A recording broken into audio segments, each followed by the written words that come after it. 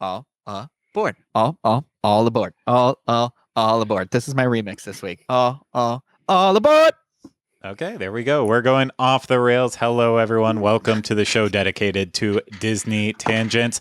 I'm your conductor, Craig, taking us off the rails this week, joined alongside by a bunch of good people like Denny Sunderly. Hi there. Jackie Gailey. Hi, guys. And Rhino. Hello. Hi, everyone. Welcome to this week's show. Before we get started, of course, I need to remind you that if you're looking at planning an upcoming trip to Walt Disney World, you want to support us, please consider using Dreams Unlimited Travel when booking that next vacation. It will cost you no extra money, and it supports us to keep making crazy content like this. So get a free, no obligation quote today at dreamsunlimitedtravel.com. If you're watching this on YouTube, please give us a thumbs up, hit that like button, make sure you're subscribed to the channel, and then leave us comments, questions, video suggestions, topic ideas for Off the Rails, all down in the comment section below. And if you're listening to this, please make sure you are subscribed wherever you're listening.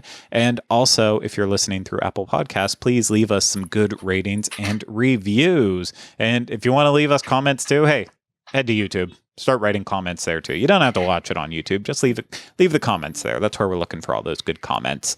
But I think it's time for the show. And we have a really fun topic for you this week. This one is stemming off of a discussion that, well, only Denny and I technically participated in it on the Tuesday show that we had on April 20th. And it was about pixie dust in the parks. And I reread the article, and I'm not sure that the conversation we even had on the show really kind of dove into what a lot of that article was about. But overall, what I want to talk about with this episode is the antithesis of what we did talk about on the Tuesday show, which is, what's missing that is just making the pixie dust not being there, how much it costs is causing the pixie dust not to be there, like all of that stuff. I want to avoid that because that's on the negative side. We go to the parks pretty often. I know Jackie's the least attended of all of us here on this group, but there's still magic in the Disney parks right now. And there's still pixie dust. And I'm really getting tired of saying pixie dust, so I need to find other words. And cinnamons. Cinnamons. Find some new cinnamons, Greg. Oh, I went there. I kept telling myself, don't say cinnamons. And I said cinnamons. Synonyms for pixie dust. But there's still so much magic in the Disney parks right now. And I want us to start going off the end and talking about where is the magic at for us right now? Where are we finding it? Where is it alive? And the floor is open. Drinks. Drinks. In the booze. Go on. No, elaborate. I'll say this. I know we've talked about it a bunch on the show, and Craig, I think you might feel the same way too. But I honestly like when we were coming out of quarantine, or at least like when things were reopening. For me, I still feel like Baseline Tap House must be built on like a fault line of good feelings or something like that, because it's like, yeah, the beer is stuff that I could probably just buy at like Total Wine or somewhere and drink it at my house for a lot cheaper. But it's just one of these things that I associate with like such good times, like still like being able to sit, in the park and just relax, take a load off, and chat with like viewers of the show or listeners of the show, or just friends that I haven't been able to spend time with in my own house, or anything like that. It's been that one like little safe haven of a place for me that has just it's still been great. And there is a bartender who is there all the time who now knows who I am, but not from the show, but just because I'm there too much. And he's so nice. He's always there, and he's just like the nicest guy. And I'm just like, it's just there's a vibe that radiates from that place that when there was nowhere else to go, I was still able to go there. So it was just like, I don't know. I just really, for me, that's honestly one of the places that I feel like has a lot of pixie dust for me. And I'll keep saying it, where I'm like, I wish the other parks had a place like this where you could take that moment, take that step aside, but and have a drink, but in a drink where it's not like Epcot, where you're like drinking around the world, or you're like stuck in the loud crowd. Like there's just something that's like relaxing and kind of just like I feel like I can exhale there. I've been waiting for it so long to exhale. I do agree with you on Baseline Tap House, but I think you hit the notion of like a lot of, we call Walt Disney World, it's a happy place. A lot of people say it's our happy place. That's where we go because we're joyous with it. And that's one location for you that triggers that happy feeling inside. But I think you can find it in so many places. Like one that jumped out to me, even though you just poo-pooed on Epcot a little bit there and drinking around the world, I'm not talking about it from the drink perspective, but I went into the Mexico Pavilion for the first time in a long time when I was there on Monday, and it's just one of those buildings. You walk inside it, and it just something comes over me every single time. It's like this snap. Because it's the environment that Disney that indoor-outdoor thing, bro. Mm-hmm. Yeah, it is. And you've entered another world. Yeah, and I love that. That's one of those things that even, it's a little annoying right now that sometimes there's a line to get inside, and then there's more lines once you're inside, and it feels even more hectic than it did when there was more people in the parks, but it's that feeling you get when you get in there that something clicks. And I feel like there's spots like that all around Walt Disney World. I'm sure Denny has one. Jackie, I'm sure you have one. Do you? Yeah, I do. Yeah. Yep. Go ahead. Oh, okay. You did that on purpose, Greg. Sorry. So my husband and I went down this past weekend for our anniversary, and we were able to get one park pass reservation for one of the 3 days that we were there. And that was all I could get. And I tried so hard to get more, and I just couldn't do it. And so what we decided to do was to get dining reservations at a few places that we had never been to. And we also had plans to go to Gideon's, and because we have to eat, right? So it's, I know a lot of times in the past, people don't necessarily want to make their whole trip about food, which we don't normally either, but you have to eat. And so we decided to go to STK at Disney Springs. And I have to tell you, there is a lot of magic in these restaurants right now. So those cast members are radiating just joy.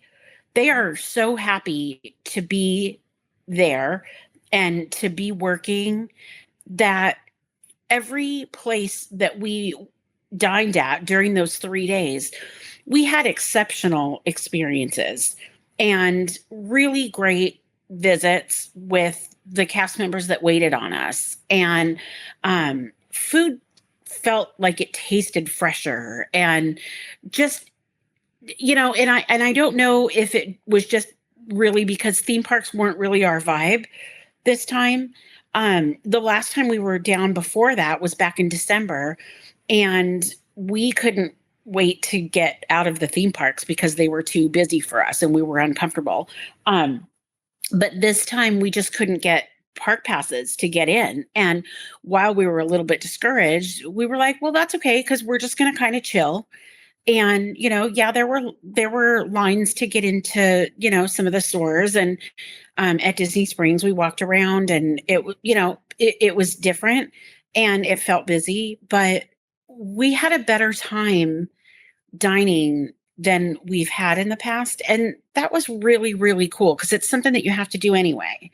And just that feeling, I talked about it on our show. I don't remember which show, but I've talked about what Disney really, the pixie dust that I get from visiting Disney is that feeling that you get. And that's what I had been missing from my last trip down, was I didn't get that magical pixie dusted feeling that I'm used to. And I wanted it so badly. And we got a little tasted that this weekend, and it was really good. I needed it. That's awesome. Good. That's, for me, as far as pixie dust is concerned right now, there are my favorite, there are definitely I have my favorite spots in each of the parks where I can kind of stop for a second and do what I need to do and kind of take a breath. But for me right now, a lot of the pixie dust centers around a couple of different things. But number one, it's the cast members. It's getting to look them in the eyes and thank them. And Craig, you do this all the time. I know all four of us do. Where, you just thank them for being there or for whatever. Because so many people, guests in the park, and I've been that guest that is over it, just over it. And my kids are whining and whatever's going on. But like it happened just today in Hollywood Studios. I just say thank you to the cast member who's at the touch points as I'm walking out, and they say no thank you. Like they're so thankful that guests are there and coming and enjoying and taking part. And that's so much fun to be able to just know that they're doing as much good for me as I am for them. At least, when I'm at my best, I am. But for me, like one of the moments that I found the most pixie dust recently is in when plan A doesn't go correctly, there's a second option. There's a plan B. So I was at a media event for Dreams last week, and it was at the end of a very, very long day, and I was getting to stay at Coronado Springs. And I had never stayed there before, so that was a lot of fun to get to do that. But I got back to the hotel kind of late-ish and was hungry. I had waited too long to eat. I had been eating a lot of little foods, but like I needed something substantial. And so Three Bridges was packed. They were having no more friends come for dinner that evening. And I didn't even think of the to-go option, but I thought of Dahlia Lounge, which is the lounge up on the 16th floor, the rooftop lounge at Grand Destina Tower. And Toledo is not open right now, but Dahlia Lounge is. And I thought, oh my gosh, they've got food up there. I'm going to try that. And I've discovered a sandwich that I cannot wait to take my husband to go try, because I got up to the rooftop lounge, and it overlooks Hollywood Studios, and you can see Epcot, and you can see the Swan and Dolphin and the new reserve that they're building across from the Swan. And it was evening, and it was lovely. And I had a couch all by myself. I was by myself, but I sat there and I ordered the most divine sandwich. It's the ham and cheese bocadillo.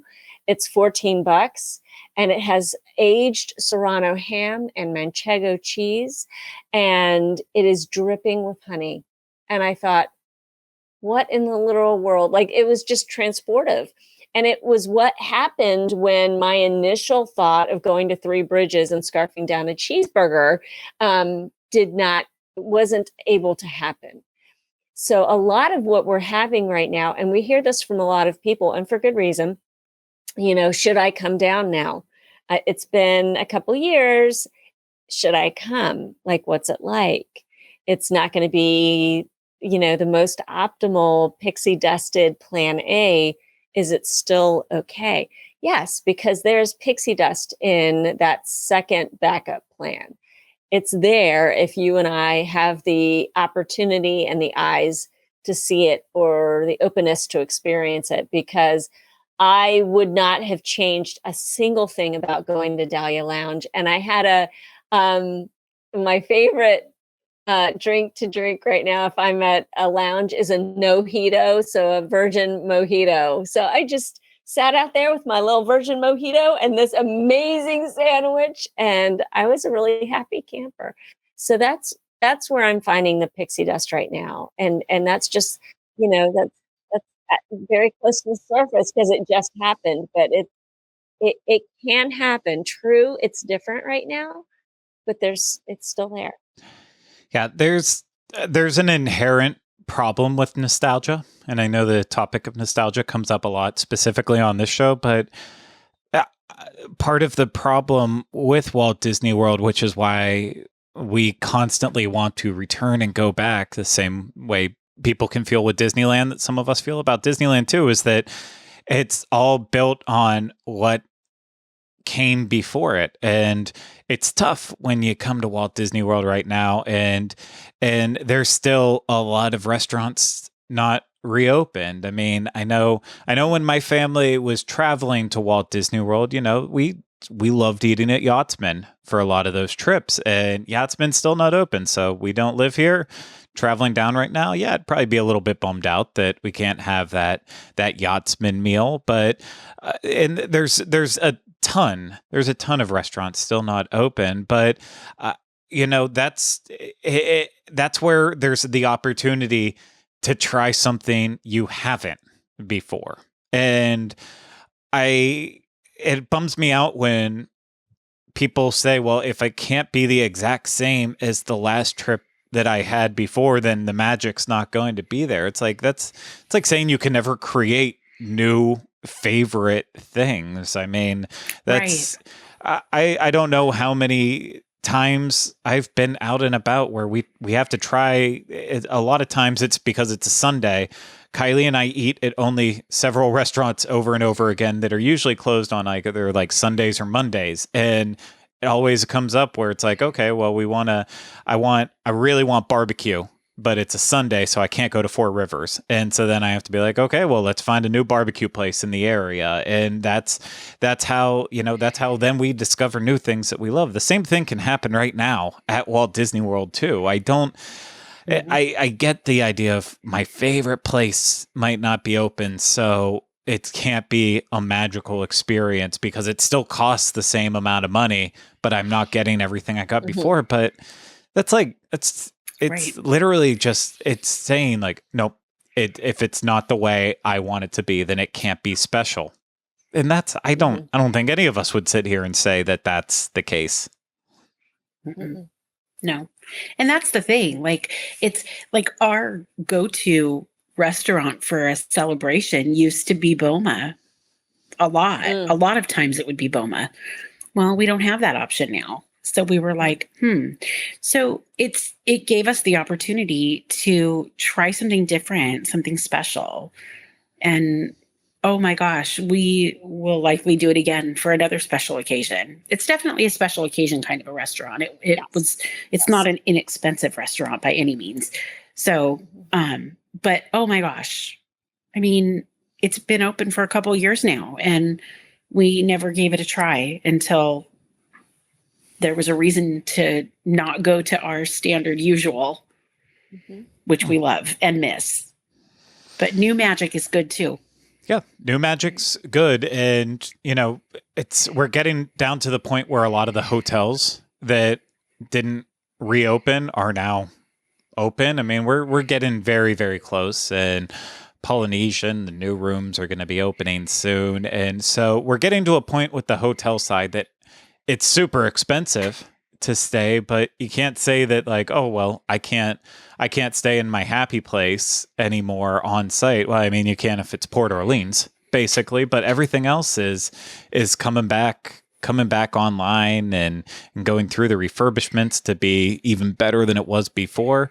So I feel like you can complain about the price of the hotel rooms, but they're still there if you're willing to pay it. And I mean, that's part of it too, is it's just, you have to factor in, is the cost going to really cut down on the magic? I know when we go to Disneyland, I always have a pretty set in stone budget for myself that then we inevitably blow through on day one, because once you get there, you get caught up in it. And it's like, okay, no, I'm going to limit myself to one beer and one margarita. Not buying a lightsaber?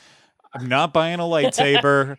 And then that just goes out the window immediately. So I know it's hard to look at it on paper and say, yeah, it's a lot of money and I don't think it's going to be worth it. But I mean, who doesn't? Like, I know there's a lot of people who do have to stay on that budget, and I am one of those people who I need to, but I don't. And I think a lot of people get carried away, and that's part of it too. It's,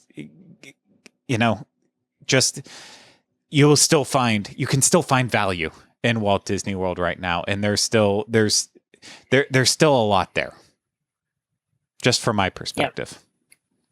Oh, absolutely. I still feel Pixie dust when I ride Rise of the Resistance.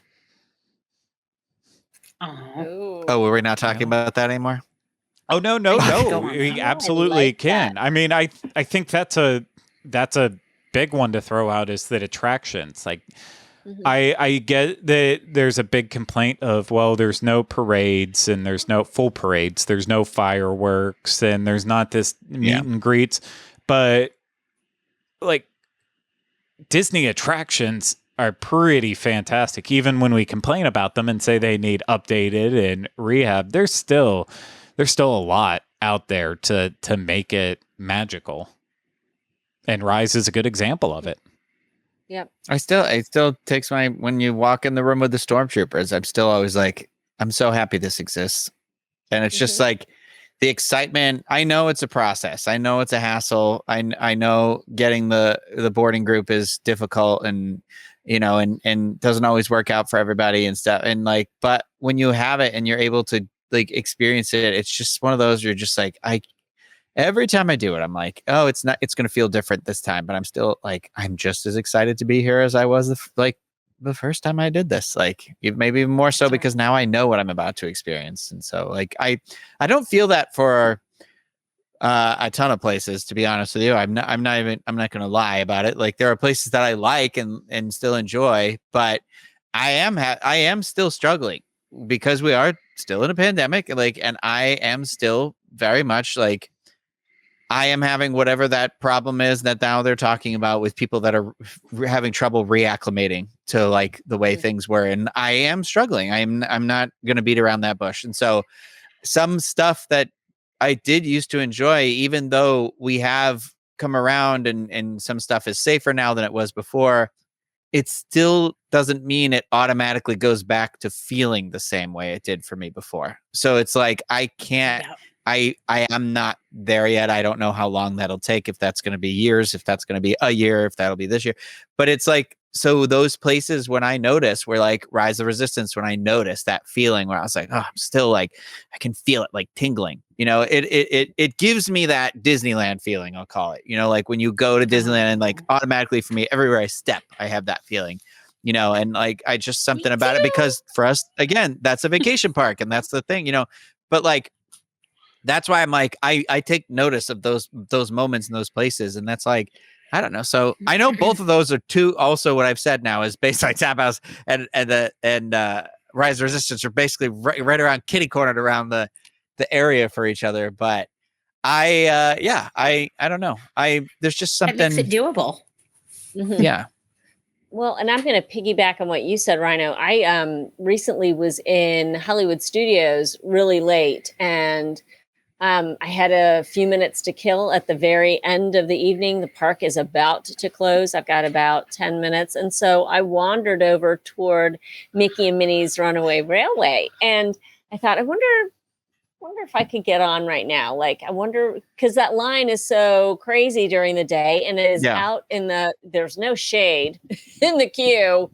So I don't find it fun to stand there and bake in the sun necessarily. I want to be on that attraction, but there are prohibitive elements of standing there during the day. So I walked up and I got there and it was about 5 minutes until close. And I walked right on that attraction.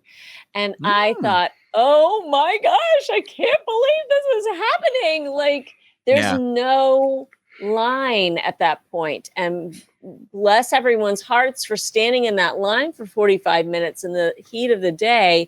Whereas 5 minutes till the close, and I am on this brand new attraction, and that attraction is just so glorious.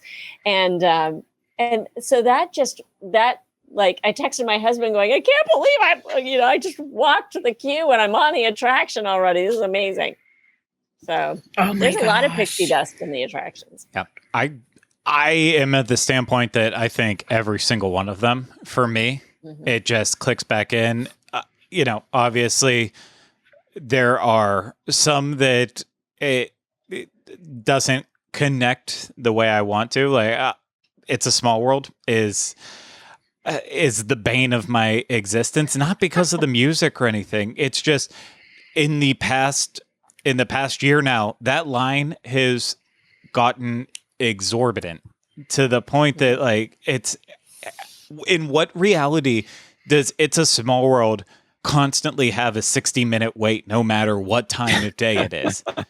And like I am still on the team that I don't need Fast Pass to ever come back. I know it probably will I don't need day. it either. I don't need Fast Pass. I am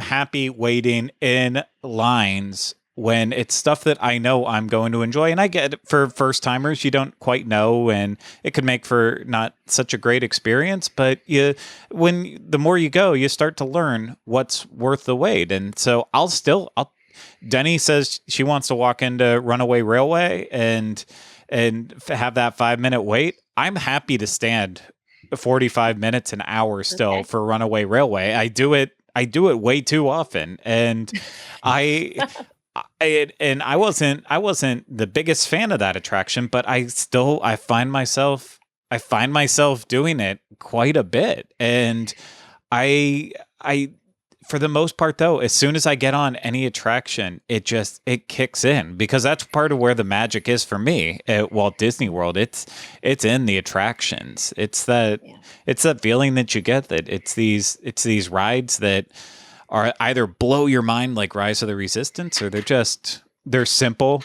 and classic. Like I keep doing Carousel of Progress over and over and over again for some reason. It's comforting. Now. Yeah, It is. it is. And there's happiness. There's happiness in that.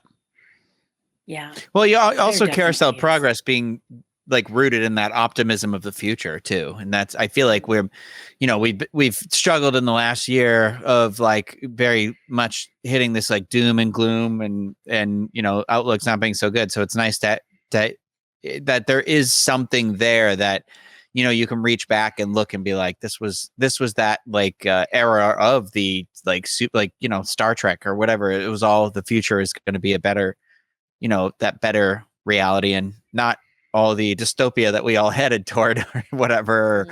Whenever that trend hit a couple of years ago, where everything was that, and it's like, so it's hard to get lost in that. So it's nice that you have an attraction that can comfort that and be like, no, it's like an anti version of that. And like, I know Jackie said dining, but I was thinking while you were talking too, where I was like, when I did I did a dining vlog for the two new Ronto wraps, and I was like, legitimately like, I enjoy what I'm doing right now in this moment, like having these Ronto wraps, like getting excited about this food because of how much I love this one original food item. And I just was thinking, where I was like, gosh, there aren't like, there are people who are like, I'm not home, I'm not at the Magic Kingdom till I have my Dole Whip or I have my orange swirl or this or that. And I was like, yeah, for me, I think it's the Disneyland mint julep, and otherwise it's the Ronto wrap. And I'm like, and it's one of those still things where it just makes me feel better. And people can be like, yeah, it's food, you bought it or whatever and you got it, but it's just one of those things where I'm like, no, it kind of has all summed up all those things about like, I love the stuff I love about Star Wars, but then the experiences I've had in relation to Galaxy's Edge, both at Disneyland and here, are kind of now a part of that. And so it's like that experience where I'm like, oh, I like this. And like, I don't know, it's so weird. Someone posted a picture where they're like, oh, I got my spork. And I was like, I don't know why looking at that spork makes me so happy, but it does. Like, it's a utensil, but it has that weird, has that little bit of a tingle where you're like, oh, this is the fun stuff. It's the reason why I have like Power Ranger helmets over here. I like looking at them, and they make me, when I look at them, I'm like, I don't know. There's just some like, it's that warm cookie, like when you eat a cookie feeling, and you're like, some people are like, oh, you spend the money on that, whatever, I love that. No, it's true. One of the last time I stayed at the Disneyland Hotel, one of the housekeepers, I was talking to her about how much I love the Disneyland Hotel and how much I love the door hangers. And she gave me one, and it's on my wall. It's propped up kind of. Oh, I'm going the wrong way. It's back there. You can kind of see it underneath Cherry Tree Lane. But it makes me so happy to see that, because I love it. I love it. And there's nothing that can, it's that feeling. And you can't like, there's things that give us Disney fans those feelings. And whenever I look at that, I think about that conversation that I had with that mousekeeper, and it makes me happy. And it's just, it's cool. So, yeah. Well, that's Go sorry. ahead. No, you're fine. And it's something that we hearkened on.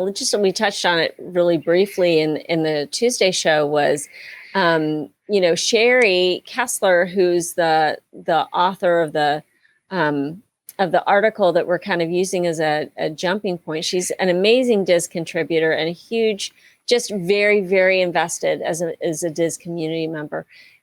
That's part of the magic. That's the pixie dust here with the parks. Literally, this was set up as an escape from the real world.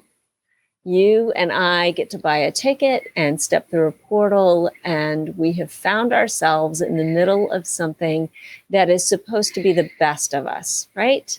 It's the best of what the world has to offer. We've stepped on stage, we find ourselves in new, stories and theming, and that's why, Rhino, you look at Power Ranger stuff, it just makes you happy. That's a world that you love. Those characters make you happy. And Jackie, you've got a little piece of the Disneyland Hotel now in your office. And how cool is that? Like, we've all done that. That's why we have all the stuff we have, right? Like Craig has those tiki mugs right there. Right. That's right. No, it's a green screen behind me. That's a green screen. Yeah, it's not actually. I don't own any of this. I just found it on Google and I liked it. I said, if I could have this room, it's what I would go for. Looks like it's my favorite things. The truth comes out. Yeah. So you want to see something I have? I have a prop that makes me happy. I'll show it to you guys. It's the funniest thing. You guys are all going to laugh. But these are weights from balloons. Are those balloons? Yeah. Oh.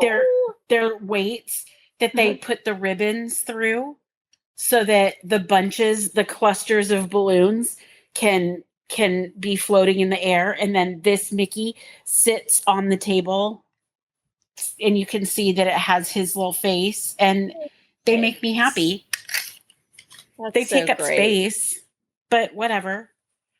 You need a helium tank right there next to your desk. I You need to blow up bouquets of balloons every Monday and just put them up as your little cubicle.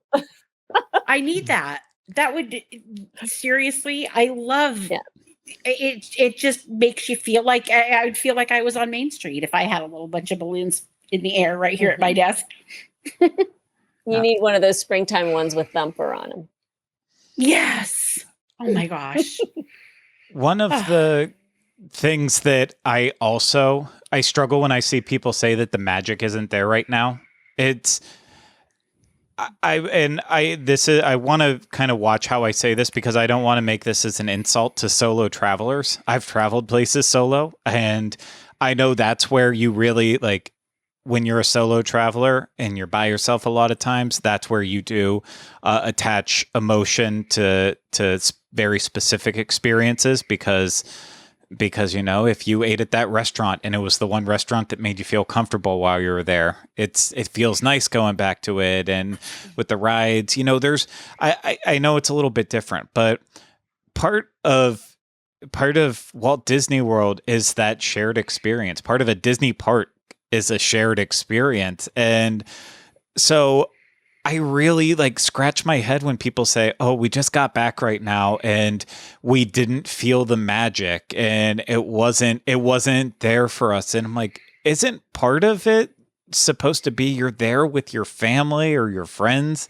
and you're making those memories together? And it's sometimes it's random jokes that have nothing to do with what's happening in the parks, just the fact that you're there. Like a very weird example of this is one of my favorite memories that I have inside any Disney park had absolutely nothing at all to do with a ride or food or anything being closed. It was Rhino, Steve, and myself, maybe Charles too, and we're standing on Main Street USA at Disneyland.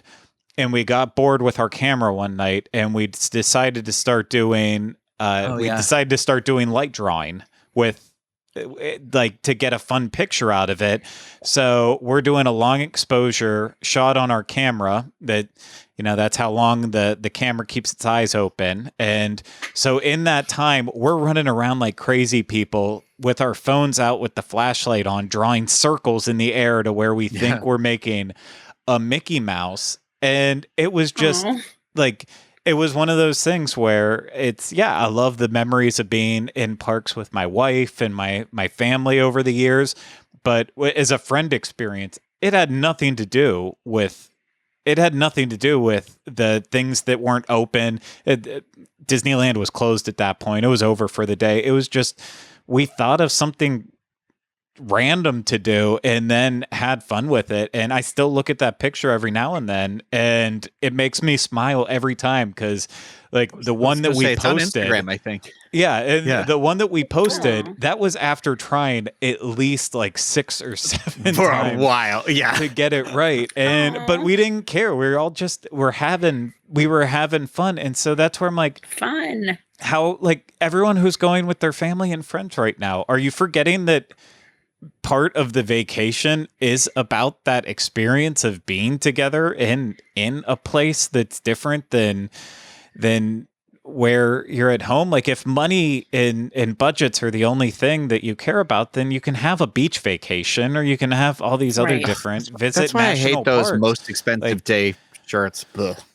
But yeah, I know I'm not saying like go crazy and that you have to spend a lot, but I feel like there's just an in between there. And whatever you do in life, you have to commit to it. That's the thing. And so that's the thing. Yes, there's no question. Disney is expensive. And yes, it might be the most expensive day ever, but you've made the decision to come here and spend the money. So why not commit to it fully? And I'm not trying to be like, oh, buy the deluxe resort, do whatever you want to do. Don't even stay on property. I'm not even telling you to do that. You know what I mean? Like, just commit to that commit to the vacation, not necessarily being like, oh, well, I got to have this and that. But you have that. You've saved up for it. You've done this. You're here. You've made it here. You got to do it on a budget or something like that. But you got to let yourself be open to those random things. I think they maybe those are the type of people that needed the fast pass, needed to know exactly where they were going, needed to have that structure where I'm like, that's not what Disney ever was for me growing up. It's not, you had some of the things you want to hit, but it was never like, oh, I know exactly at 12:05, I'm going to be in line for this attraction. And at 3:12, I have to be over here at this attraction and this thing. And like, that's stress. Like, it's a little more free flowing right now. I feel like it was for me. It was for me. And I mean, I shared on when we talked about fast passes, I was one of the runners and my family was part of the running groups to get fast passes. But I don't look back at it at this day now and say, I remember that day that we got to do everything we wanted to 4, 5, 6 times. It's those random moments, like I think I shared in that episode too, where it's not about the moments of how many rides did I get done in that day. It's the one kind of twist that happened. Like at the end of the night, no one wanted to ride Splash Mountain at 3 a.m. because it was 60 degrees outside and everyone was already home. So they let you stay on 5, 6 times in a row. It's random things like that are what breaks through, not the regimented, we're spending this much, so we need to get this much out of it. Just stop. They're getting think- stuck on Matterhorn. That's Yeah. what we. Oh my Hey, gosh. And I they love just get. that They're like, kind of "You want to stuff. go again?" And I was like, "No, let me off. Ugh. I'm tired of getting wet. Let me off." Yes. 7 times like in a 3 row was times we did all I it. could. We had a chance one evening to be on Everest as many times as we wanted to be, and 7 Oh was gosh. my max. Oh, Yeah. grown Oh, up. At that could point, not- I my can't even brain, imagine. my I couldn't brain is handle like, that. okay, scrambled. I think what it sounds like you guys are saying in this moment, and I see it. Part of the onus is on us, right? It's on the guests. So it's a relationship. And if you walk into the parks saying, okay, what have you got for me? Gimme, give me the pixie dust, give me all the magical things. You and I are going to be disappointed every time.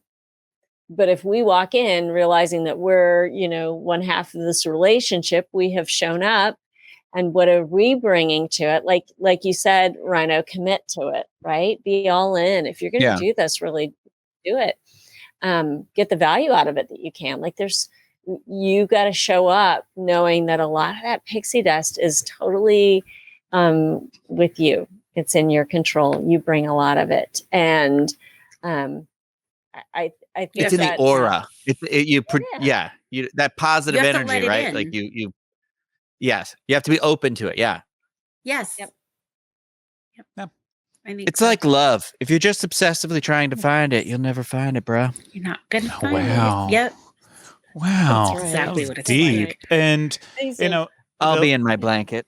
you will be. And the last thing, Denny touched Jealous on of your it blanket. real briefly, but obviously the cast members they're still there making magic. I know right now some of them are stressed more than they were before, and not everyone is going to be polite, but guess what?